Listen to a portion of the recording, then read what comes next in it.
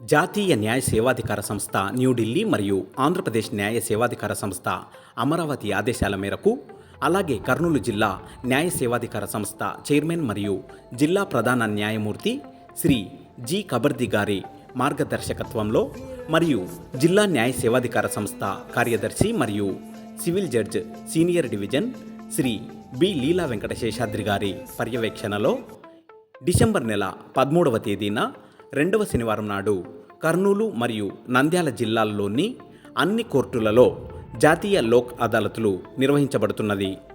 జిల్లా న్యాయ సేవాధికార సంస్థ కార్యదర్శి శ్రీ బి లీలా వెంకట శేషాద్రి గారు మాట్లాడుతూ, ఈ జాతీయ లోక్ అదాలత్ నందు కాంపౌండబుల్ క్రిమినల్ కేసులు, సివిల్ కేసులు, మోటారు వాహన ప్రమాద పరిహార కేసులు, చెక్ బౌన్స్ సంబంధిత కేసులు, ఇన్సూరెన్స్ మరియు ఫైనాన్స్ కేసులు, కోర్టులలో పెండింగ్లో ఉన్న కేసులు మరియు ప్రీ లిటిగేషన్ కేసులను సామరస్యపూర్వకంగా పరిష్కరించుకోవచ్చునని వారు తెలియజేశారు.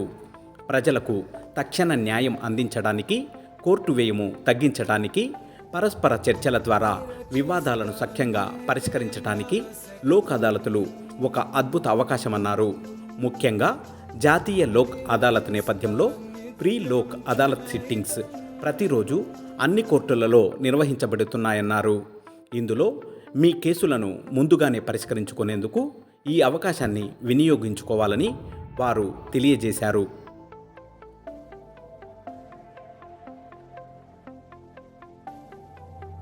Vira ci sta nere nove second